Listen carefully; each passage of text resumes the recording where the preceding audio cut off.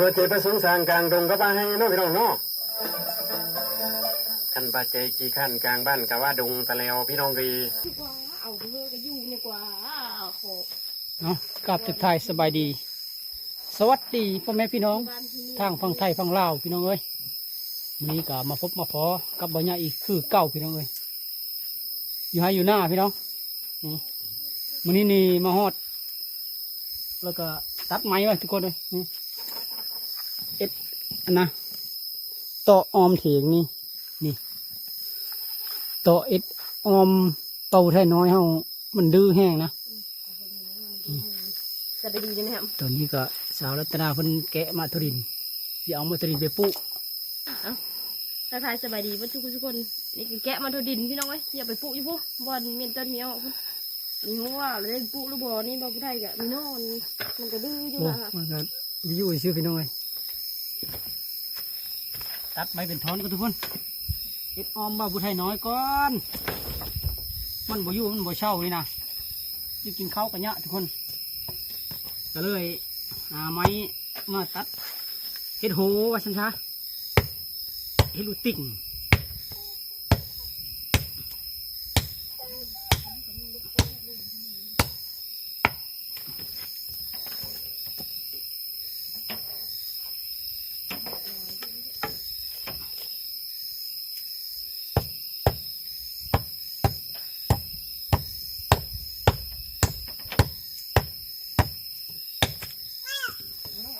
แม่น้อยเขาหิบลงหลับกันตั้งเสกเอาหามลงเดี๋ยวก็ปอนลงเอาให้มันได้เลยแบบนี้ได้เลยกันเหลือได้ยังไง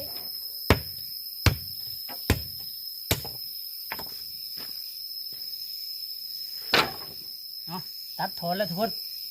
วันนี้โต๊ะก่อนนะวันนี้นะเอาตะปูมาโต๊ะก่อนวันนี้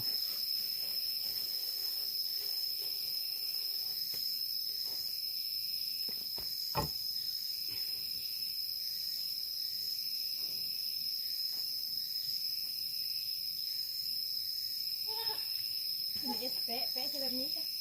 แปะใช่แบบนี้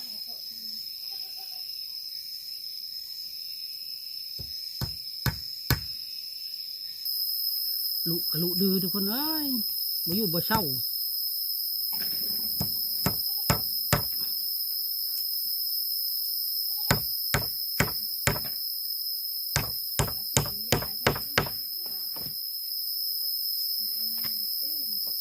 อย่าเอาแม่ไปทิ้งในอายมืดเลยลูก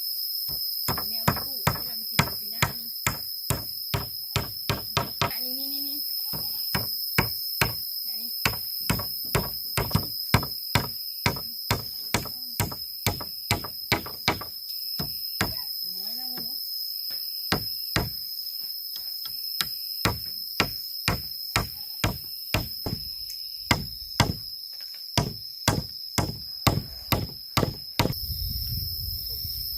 เอาได้อันหนึงแล้วทุกคนได้ห้องหนึงละเดี๋ยวขึ้นไปโต๊ะเทิงก่อนนะขึ้นไปโต๊ะอีกเทิงไว้ละก่ายไว้ประมาณนี้ทุกคนได้อันหนึงละ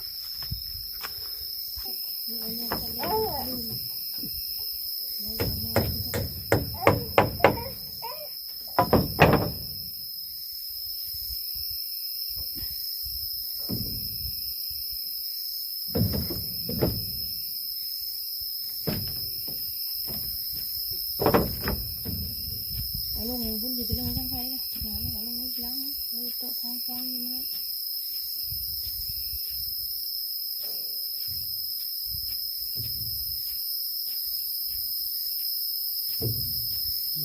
ย่างเนาะเสาเสาแน่น้ำมันนะโต๊ะเข้ามาดีเพื่อนประมาณนี้ละ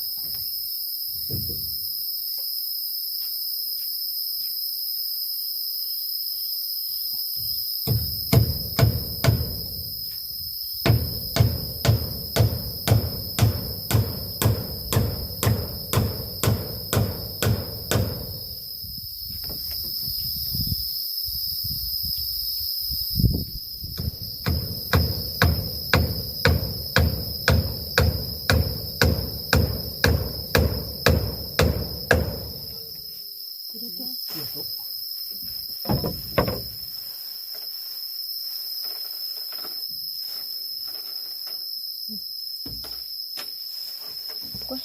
กับมุนโดดดาวเห็น มาขันมานี่เอานี่เอามาเอามาไหมมาเอาแต่มาอยู่ชื่อๆเว้ยมาหน้านี่มาดินนี่อย่างนี้มามา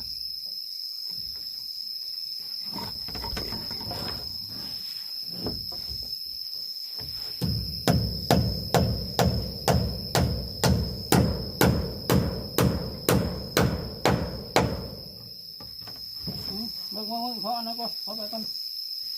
ขอไปเบิ่งเอามาเอานี่ เข้ากันนะดูไม่ควรเข้า เรื่องนี้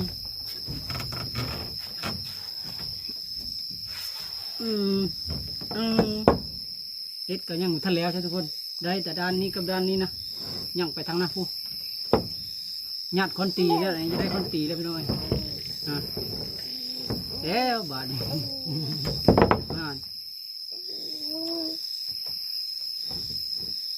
มันบ่อยู่แต่ชื้อแล้วหมอนี่มาพี่มาพี่มาไปบุญละ ไม่ล้างมืออันนี้ไม่ล้างมือนี่ก็ได้ขั้นตอนนี้พี่น้อยได้ครึ่งหนึงนะเฮ็ดปนีมานี่แล้วก็มานี่พี่น้อยจงอันด้านทางคันไดนี่นะจงทางคันไดทางขึ้นนี่มาบนนั้นโคกินนี่พี่น้อยเอ็ดตะขานี่ปนี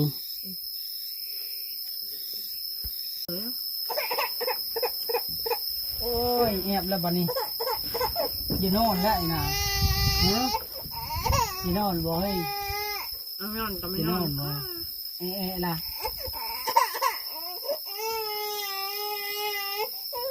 มาพี่น้องกินข้าวมาแกงเฮ็ดตับพี่น้องเอ้ยจนแกงก็ไม่ได้ถ่ายคลิปทำพี่น้องเอ้ยมันการพูด แต่ให้ตาไม่น้ำเพิ่มเป็นอย่างงูหลอกกลิ่นแล้วไข่มัน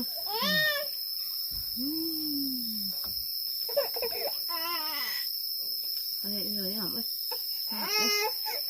มันเจียวเลยอ่อนแอนหานหลมได้เฮ้ยmìnhกินบ่ข้าวไอ้หน่อยยาแล้วบ่นี่ค่ะยาชะอยู่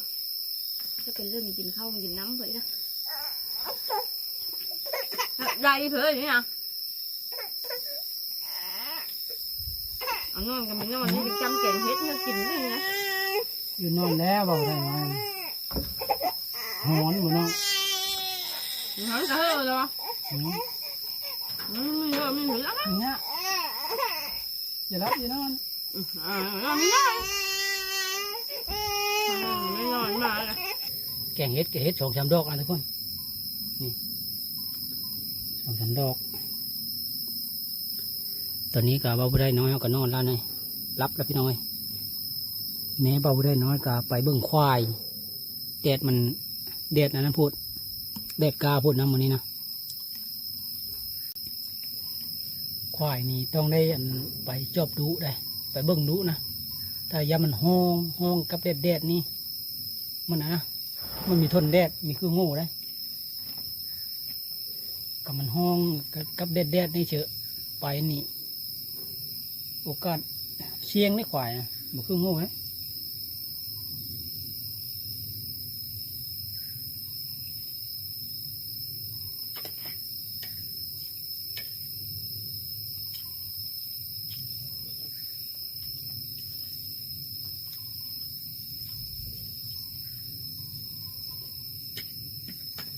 ให้งอแง่พี่น้อย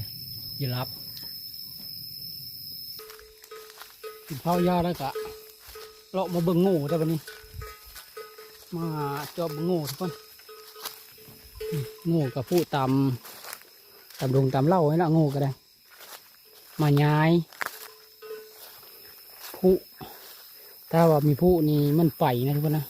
เอาชวนมั่นเขาคืองูตัวนั้น มันไปชนมันเขากินนี่มาได้ผู้ตัวนึงนะเดี๋ยวผู้ไว้ก่อนบัดนี้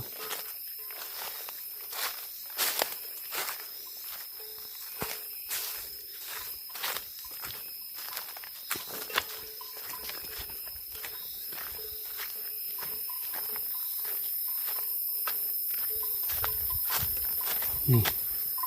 ใส่ไก่ที่งูก็ได้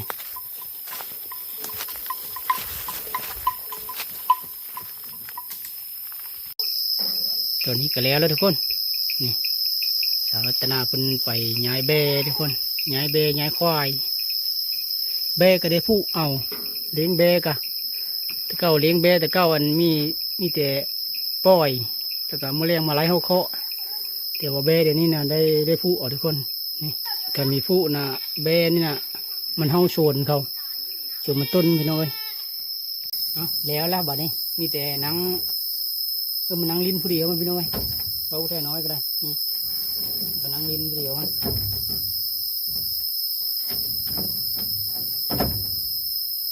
ตอนท่านละเอ็ดเคาะนี่นะมันเยอะอย่างมันเยอะนะย่ามันตกพี่น้อยเลยอย่างนี้แค่นี้นะมันใจแน่น้อยนึงพี่น้อยแต่ว่าก็ไม่ได้เอ็ดคู่ทางนะนี่คือตอนนี้คันใดนี่ก็จ้งในคันใดนี่บนทางคันใดแต่ก็ยังมีทันแล้วนะตอนนี้นะนี่ทางนั้นก็ยังว่าจะเฮ็ดมาฮอดนี้นะนี่เกี่ยวมานี่และจุ่งบนนี้จุ่งว่างนี่มานี่แล้วก็ว่างกับว่างทางขึ้นคันใดนี่พี่น้องเอ้ยเพราะว่าทางนี้บนเฮ็ดอยู่เฮ็ดกินน่ะเฮากับนังอยู่ทางนี้เด้นังอยู่ทางนี้ก็ลัดเอาพี่น้องเอ้ยนี่คือทางนั้นก็มาคาดเลาะไปเลาะมาเฮ้ยมาเฮ้เอาอันนี้เอาอีกเอามา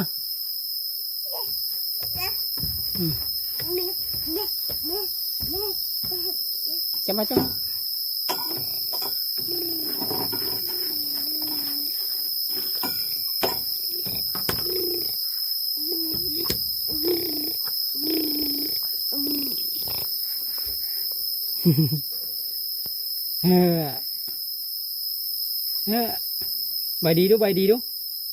ใบดีดู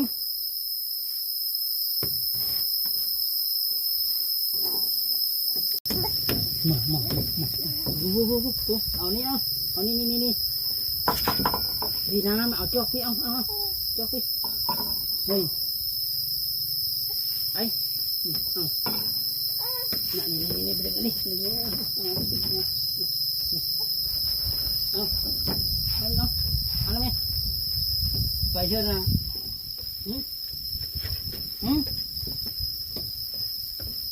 อย่าได้ตัวนี้เอาอย่าได้มานักบ่อยมึงอีพอพาทำนักเด้อสับปะรดทุกคน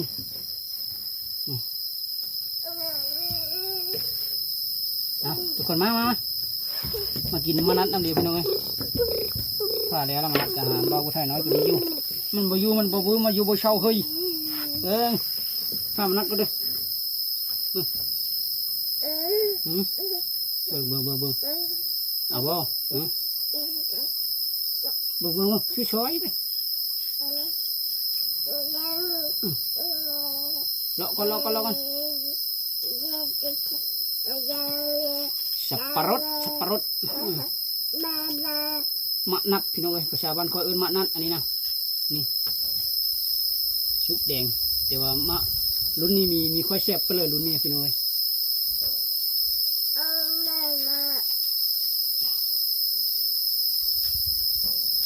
เราช่วยนะเฮ้ยเลาะอยู่กัน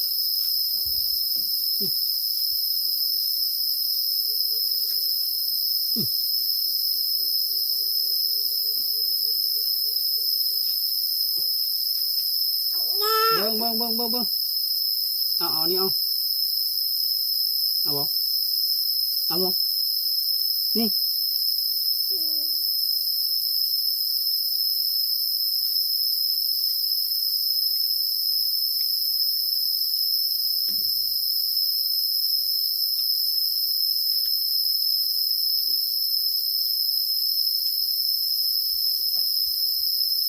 เ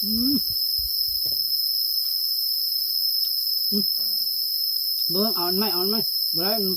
มันมันชมมันกัดเลยมันบ่ได้มันเช็ดมือล้างมือบ่กูเอาเนี่ยดีเฮิมกินไปเลยพี่น้องเพราะว่ามันอันนั้นอยู่พวกโยมันมีเยอะมันอันนั้นไงพวกโยมันเนื้อยากพี่น้องเอาไปพี่เอาไปเลยไปเอากินเอาไหมกินน้ำนะ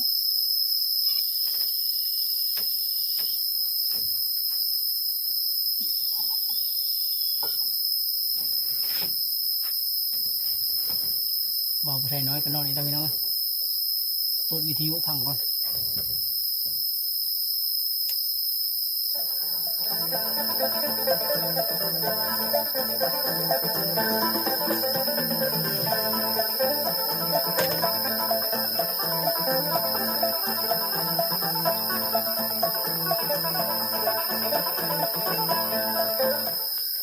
เป็นว่าเจไปสงสารกลางดงก็บ้าให้เนาะพี่น้องเนาะขันปาเจกี่ขั้นกลางบ้านกะว่าดงตะเลวพี่น้องรีกะขอเกาสุขสบายดีพี่น้องเพื่อนและกันท่านปูฟังปูหลงเมป้าเอามาอีกแล้วครับกระหน่อยโคศกปูใจเย็นเย็นแต่ยำบ่ฮ้อนฮ้อนแต่ยำบ่เย็น เมนคว้า บางมือกะซี่ฮ้อน เมน บางมือกะซี่เย็นเนาะพี่น้องเนาะมันกะสิมีทั้งเย็นและกะสิมีทั้งฮ้อนฝากตอนสู่กันฟังทางด้านเสียงเพียง นั่นแล้ว และกะเสียงลำสู่มองสู่บอละสู่มองสู่เจเนาะพี่น้องเนาะ